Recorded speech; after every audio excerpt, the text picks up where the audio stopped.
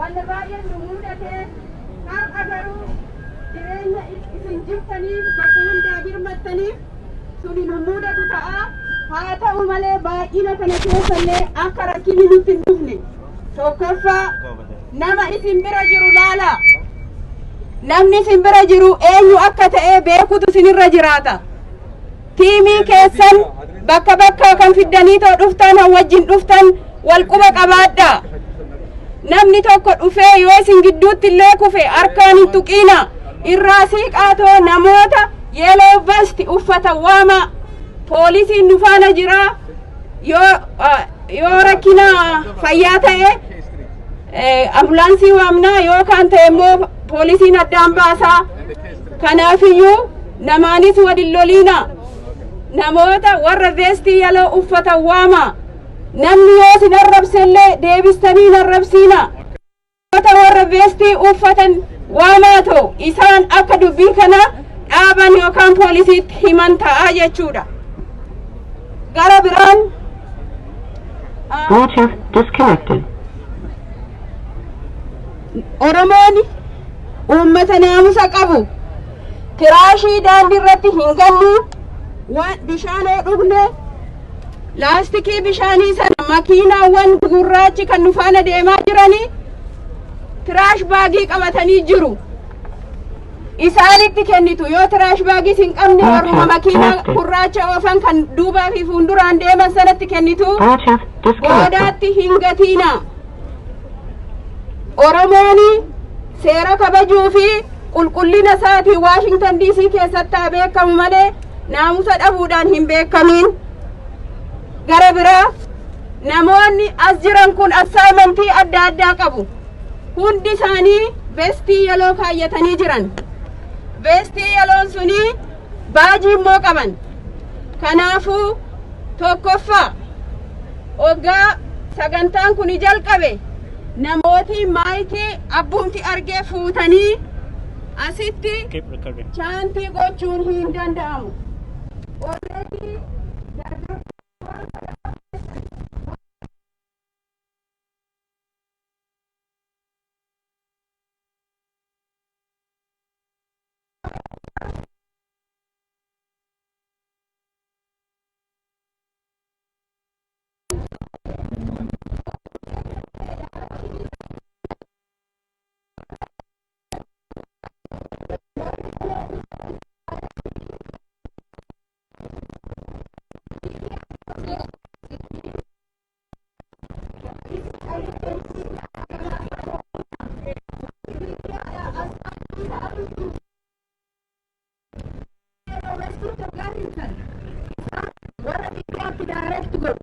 Kanaafiyyuu informationii kan waliin fakkaanne akka hin gabaafamne afaan keenya akka tokko ta'u ergaan keenya akka tokko ta'u gara warra hiriira kana qajeelchaniititti gaafii nutti dhufu hundumaayyuu haa qajeelchinu.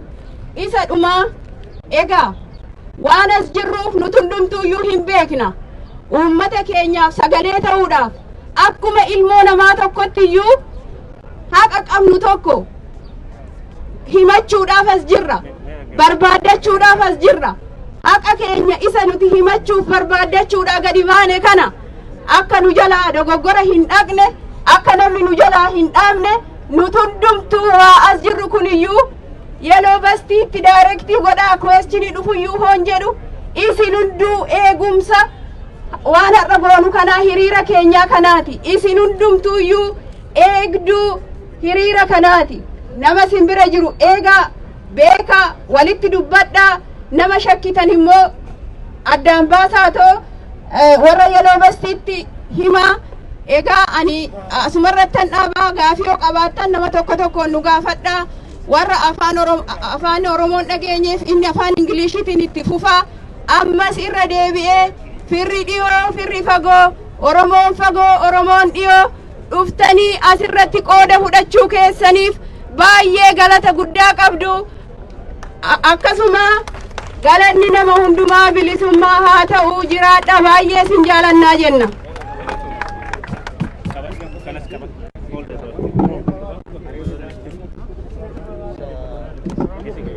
She covered it well. Can you guys hear me? So I'll keep it short since she covered it beautifully. One lama tafe. Dhiifa manaa godha. Waan lamatu hafee ani nanirra darbee na yaadachiisanii tokkoffaa waa'ee alaabaa. Alaabaan asitti ayyamamee jiru alaabaa Oromoo fi alaabaa nationalities warra cunqurfamaan ufaana dhaabbachuu dhufaniiti. Alaabaa kaan yoo agartan namaa waliin loltan maal gootu? Warra yeloo veestiitti himtu. Innis dubbii wanna ittiin kaasan tokko kana beeka. Kanaafiyyuu warra yeloo veestiitu waan sana wal qixxeessa tokko. Lammaffaan immoo namni akkamitti wal beekuu dandeenyaa isteeta adda addaatii dhufnee jedhani. Akka gootani isteetaan tiimiidhaan giruuppiidhaan wal barbaadaa ta'u wal faana deema. Pilaakaardii warri fiddanii dhuftan eenyummaa keessanii yookaan isteeta keessanan ibsuu qabaattan pilaakaardii keessan fuuldurarra qabaatoo wal duubaa fuulduraan deema. Akkasitti adda wal baasuu dandeenyaa. Gaafiin tokko hoggaa jiraate saayidii hoggaa nu gaafattan hin deebisnaa.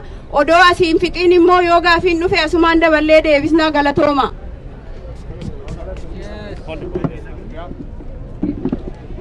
She covered it well. I'll keep it really short. First of all, the question that everybody has on their minds. We're about to start. The reason why we're waiting are some people are parking still, so they're coming, so we'll start shortly. Be patient. You guys have been patient. We appreciate it. Stay being patient. Yes. Let them know we're not coming back here, so if they park their cars here, they have to come back from the Capitol. Okay. As far as parking, some of you parked on the street. We're not coming back here. We're going long ways, so be mindful of that.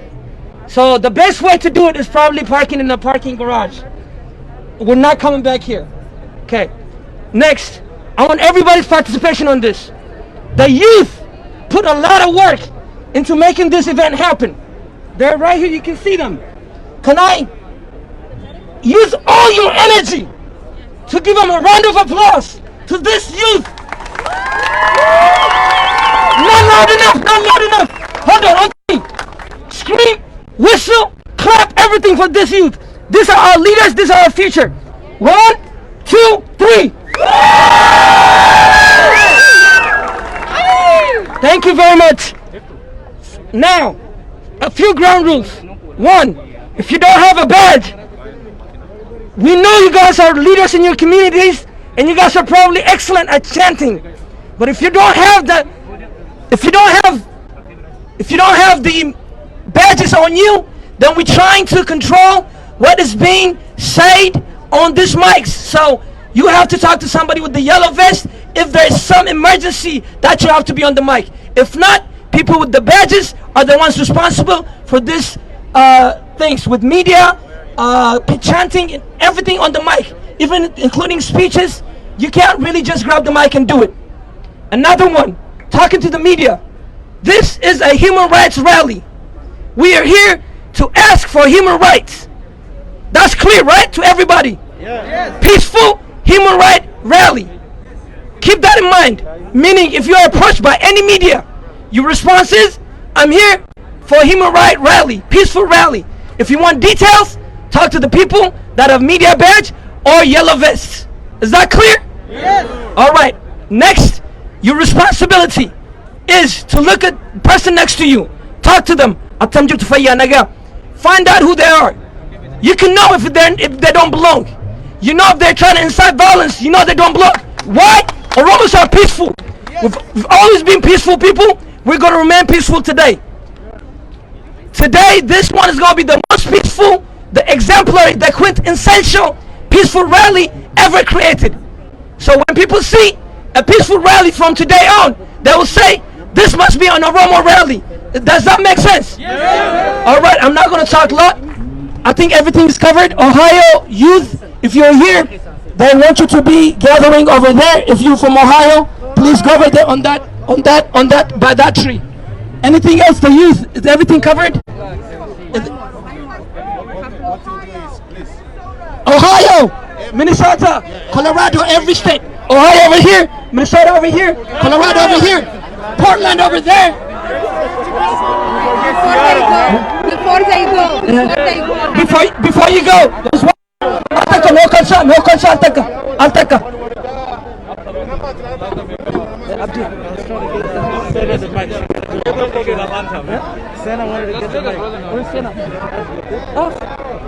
Siya tokko odoo hin deemin, odoo addaan hin faca'in.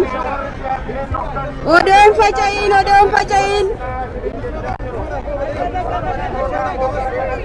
I'm gonna talk to them, okay? Eddie, you guys on live. Wait a minute. Eessarraa dhuftani isin? Holland organii dhufu. Ayyee mee hagam taatu nama meeqa Poolaand irraa dhufe maaliif dhuftan? Holland irraa nama 70 jenna. Wanti dhufnee fi uummata biyya keenya akka jiranii mirga isaaniif akka falmanuuf jecha. Ayyee. Galatoom Eddie. Galatoom. Ayyeen egaa kabajamtoota daawwattoota keenya yeroo ammaa kana Washington DC keessatti hiriira uummanni Oromoo gaggeessaa yeroo achitti argamna. Akkuma argaa jirtanii Oromoonni kumaatamaan lakkaa'an isteeta adda addaa irraa dhufanii asitti argamu nutis kamsaasa kallattii kan isin biraan geenyu ta'a.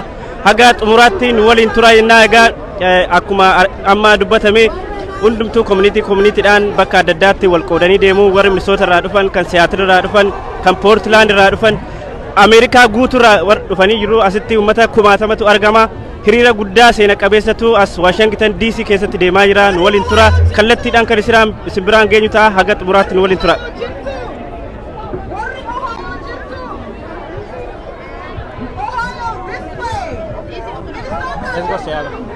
Amma warra Seattle bira deemaa jira. Seattle. Hello. Akkam jirtu ni kuni oya Seattle dargaggoota Seattle. Dargaggoota Seattle oya Seattle. Justice for Ridwan Aman, justice for Yusuf Bashir, justice for Jawar. Free Ridwan, free Yusuf. We're here for them. We're here for them. Can you say it loud? I said justice. Why you guys scared? We're here to represent the families of Ridwan Aman and Yusuf Bashir. We're here to fight for them. We're here to fight for all Oromos that deserve freedom, freedom has been overdue. That's all I have to say. Okay, Galatu. Ega akkuma argaa jirtanii asitti kan gaggeeffamu warra Seattle amma immoo gara keessa deemnee community adda addaatu gaggeessaa jira.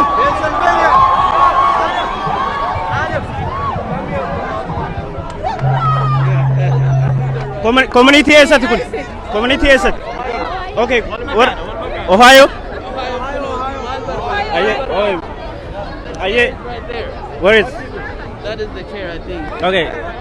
Aye, daawwattoota keenya warri kun immoo warra Ohiooti walitti qabamaa jiru hiriirri jalqabuudhaaf jira irra deddeemnee isin dubbisna.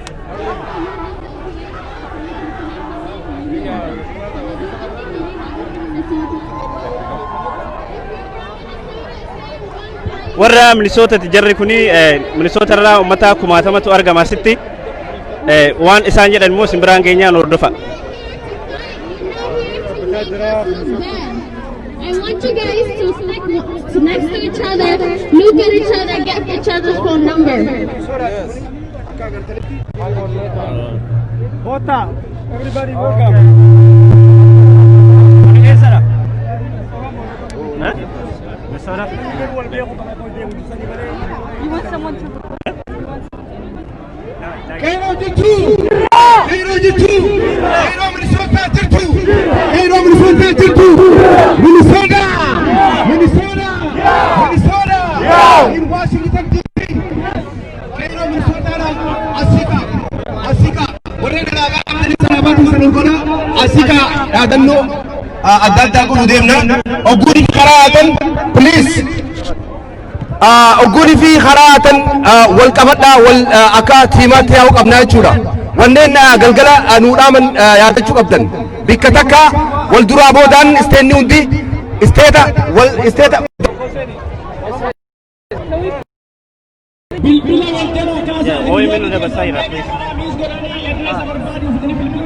Thank you. Just make sure you give it back. It's not mine. Okay, good. Okay, Karan dem nu kana, we're gonna go this way. Turn left. Garana yana. Gamanana yana, garana dacha, garana ndep, garana. Kabajamtoota daawwattoota keenya gidduutti addaan cinnee turre amma deebinee dhufnee jira. Mee yoo dhagaa jirtan lakkoofsa tokko tokko tuqaa. Dhagaa yoo jiraattan lakkoofsa tokko tokko tuqaa isin argaa jirra.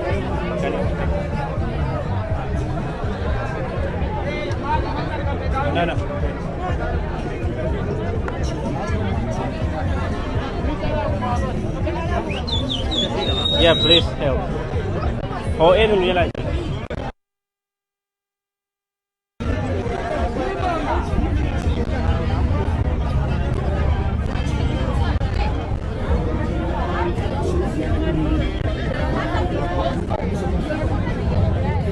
Minnesota, garana dacha, namni nu solo gadu kamnu warra diisi, garu wadam bawqabu.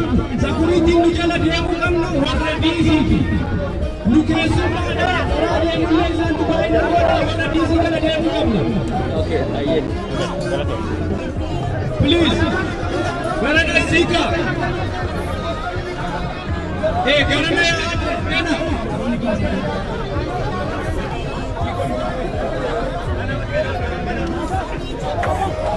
Kabajamtoota daawwattoota keenya hiriira guddaa Washington DC keessatti gaggeeffamaa jiru ammas nu hordofa.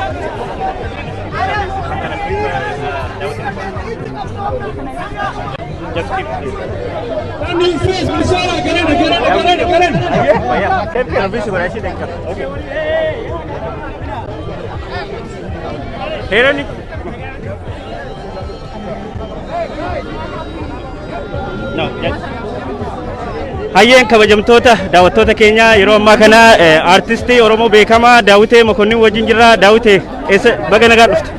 Baga nagaan eegdan isinis fayyaa ta'e. Hayyee meegaa yeroo ammaa kana hiriira guddicha Washington DC keessatti gaggeeffamaa yeroo deemsaa jirtu mee ati eessarraa dhuftee maaliif dhuftan?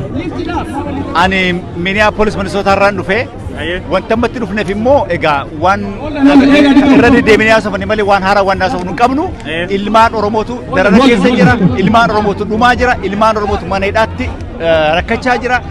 Oromootu rakkoo hamaa keessa yeroo ammaa kana keessa karaa dandeenyu waan dandeenyu furmaata karaa itti dhufuu danda'uuf rakkina kan keenya mootummaa biyya kanaatti himachuu dhufne. Humni keenyas wanti nuti gochuu dandeenyu karuma qofaa jechuudha. Sagalee kanaaf warra biyya kanaatti waan biraa wanti nuti goonuu hin jiru karuma himachuudhaaf asitti argamne jechuudha. Ayyee Daawitee mee hiriirri waggaa waggaadhaan adeemsifamaa ture yeroo adda addaatti mee hiriira baranaa maaltu adda godha? Hiriirri inni bara kanaa egaa akkuma argitu kana namuu xiiqiidhaan gadi bahee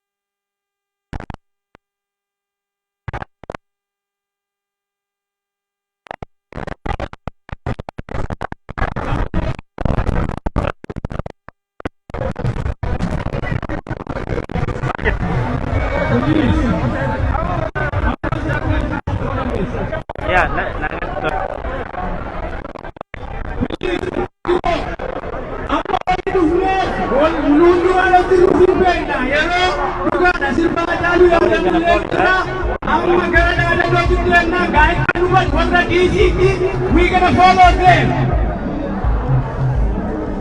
Please, our guidance is DC security. Isangkalayana. kabajamtoota daawwattoota keenya akkuma argaa jirtan egaa hiriira guddicha Washington DC keessatti gaggeeffamaa jira. Egaa kallattiidhumaan isin biraa kan geenyu ta'a. Maarree akkuma argaa jirtanii Oromoon kumaatamaan Ameerikaa guutuu keessaa yeroo ammaa kana Washington DC keessatti argamu lakkoofsan tilmaamuun kan nama dhibuudha baay'ee hedduu. Egaa kallaasa tamsaasa kallattii kan isin biraan geenyu ta'a. Ammallee nu waliin tura daawwadha. Eessarraa dhuftani isin? Washington DC irraati. Mee hiriirri akka arraa maal fakkaata? Mee akkamiin baay'ee waan ajaa'ibaati. Waan kana argeen beeku DC keessa hoggaan jiraadhu. Waan akkana argeen beeku saba kootti baay'een boone. Warri hidhaarra nu jiranis immoo gargaarsa isaaniitiin gargaarsa waaqayyootiin akka hidhaarra nu ba'an kana gaafachaa jirra mootummaa biyya kana. Kana gaafachaa jirra. Baay'ee galatooma. Gruupii biraa uumaa deemani.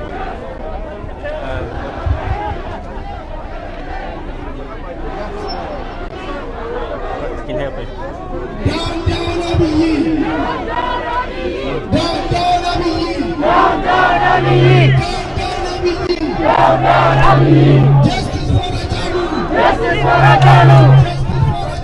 Justice for Haqaa.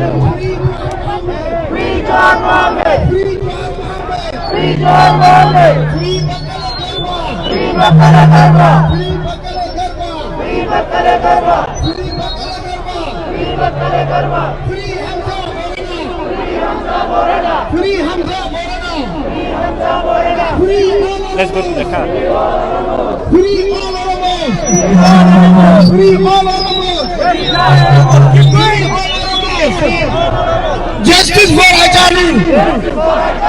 Justice for Haqaa. Justice for Oromo. Justice for Oromo. Down Abiy.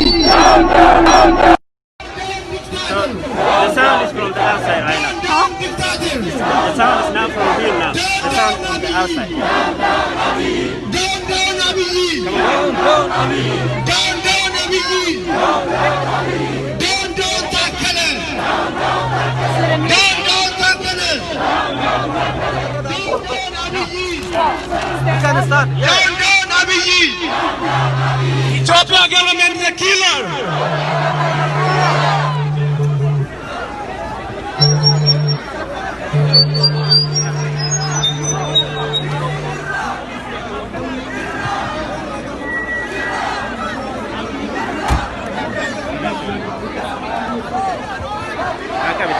Help it.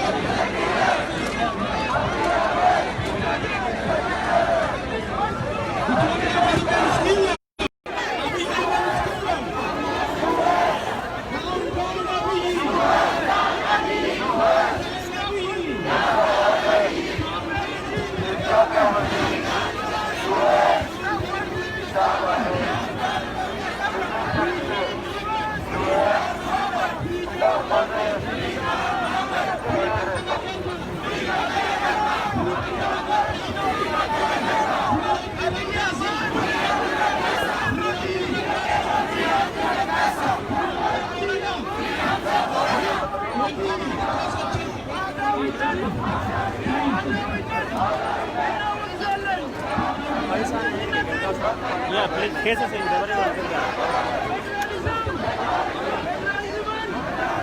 Sensi.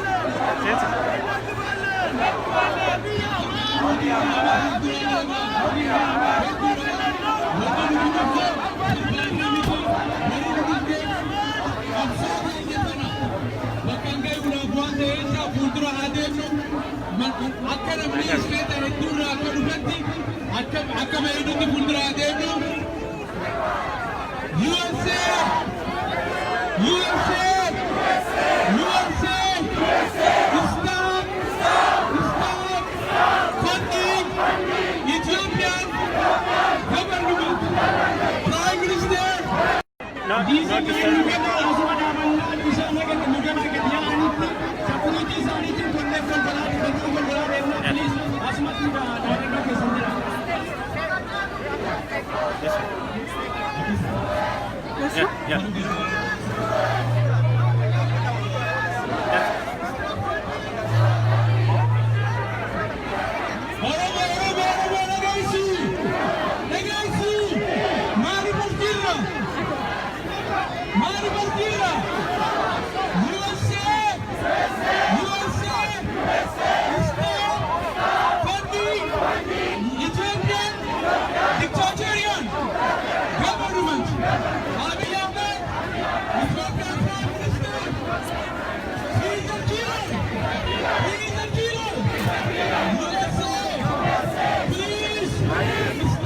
When you see pictures like this, make it zoom like this.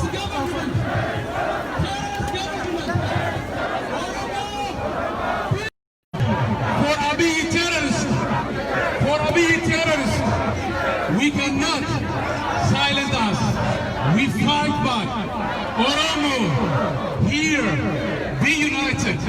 Don't divide it. We came from one voice. One voice. Why we here? Why we here? Why we here? Why we here? We protesting. Like Gandhi, like Gandhi, like Gandhi, Oromo, we believe freedom, Oromo, we can be voiceless from Ethiopian crime for all of them, not only for Oromo. Abi.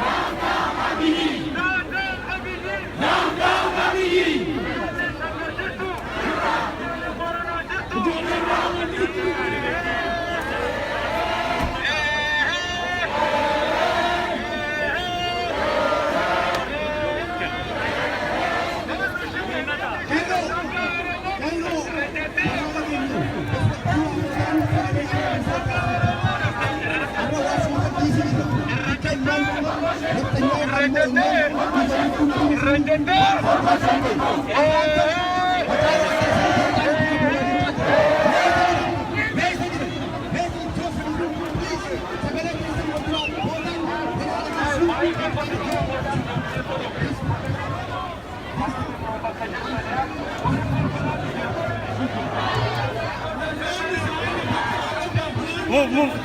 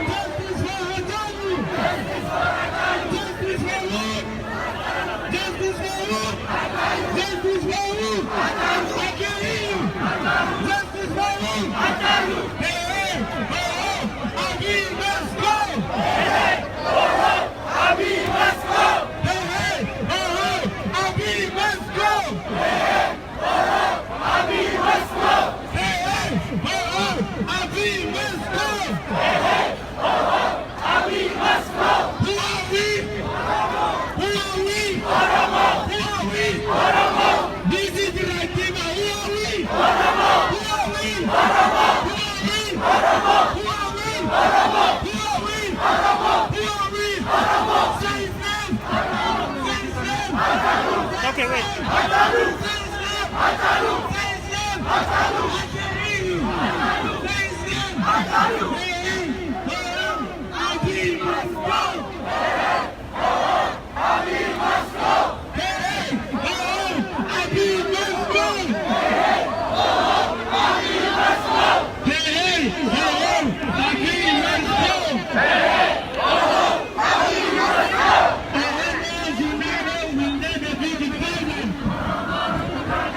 If they got a problem, I got an idea another one.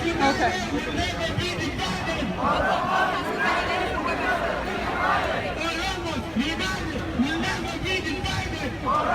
Check it out.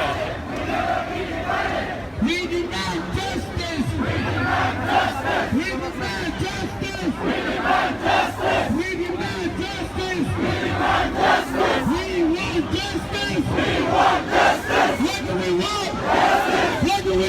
Justice. What do we want? Justice. One. What do we want? Justice. What do we want? Justice.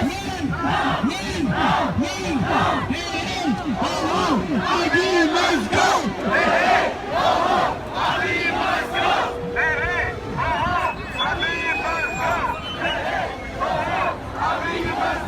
Jalqaba security duranu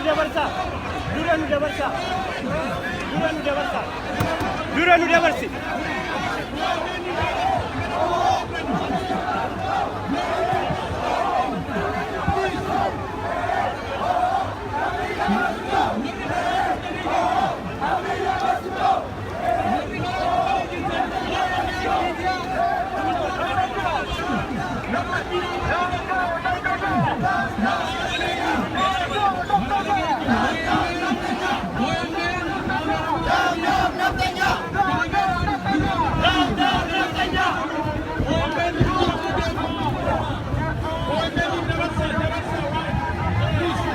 Thank you guys.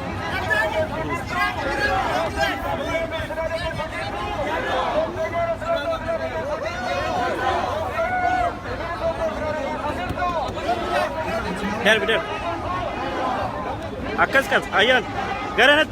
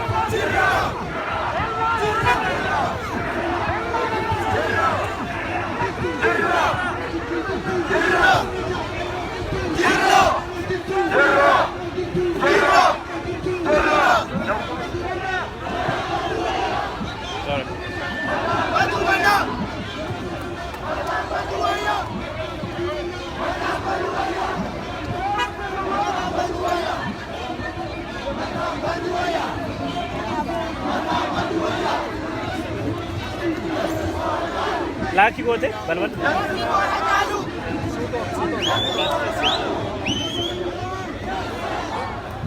Guys, no, I need this, please. You're gonna hide me. No, hide in a boat.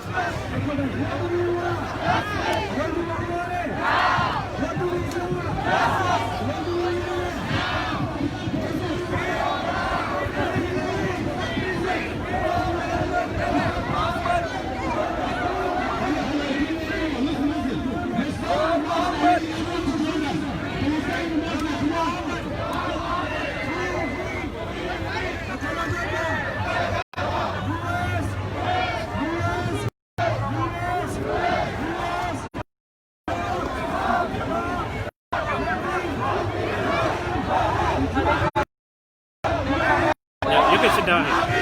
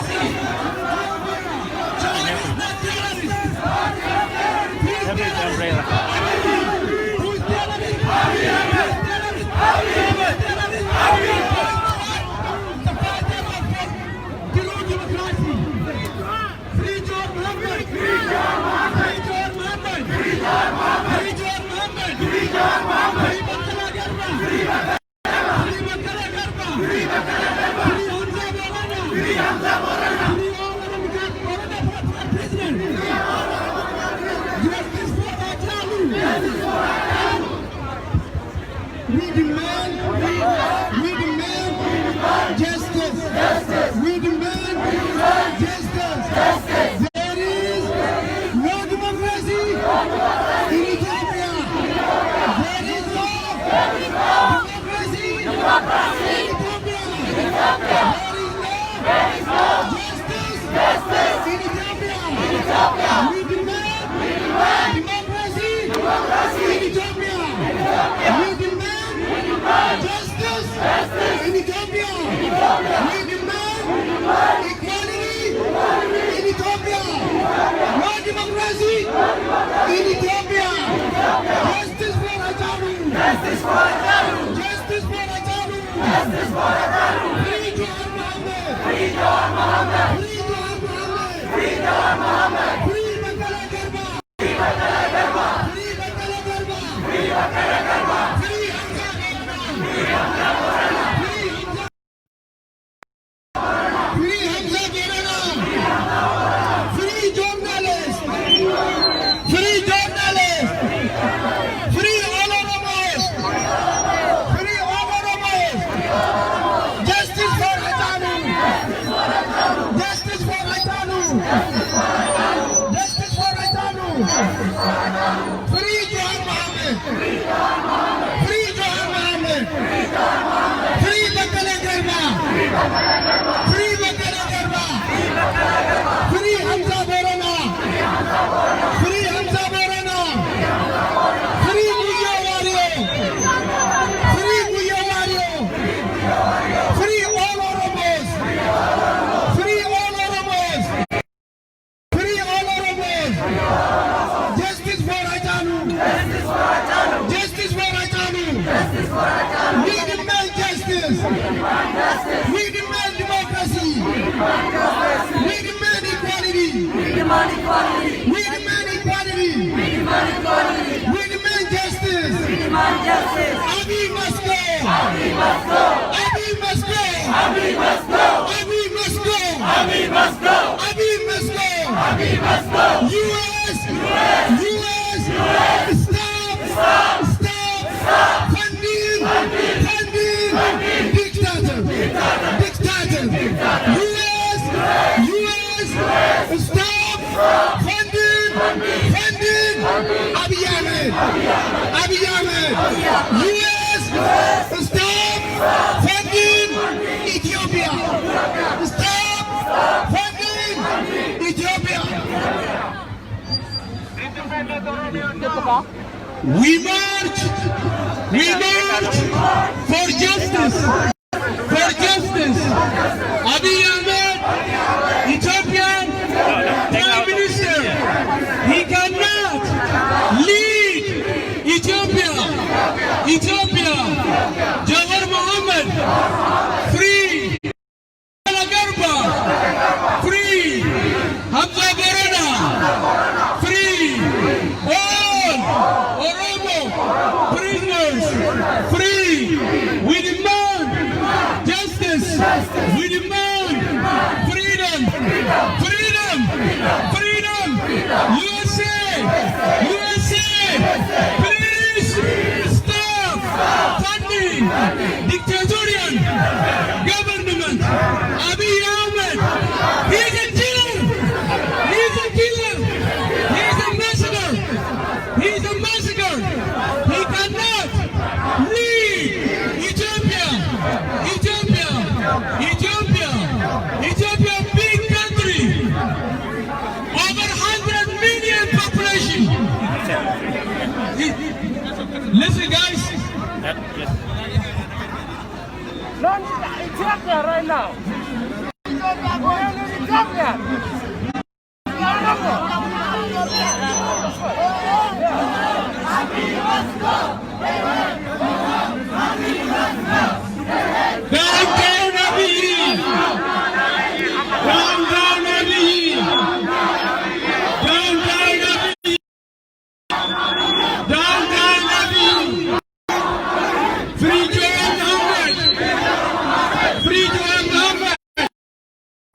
Free John Mohammed.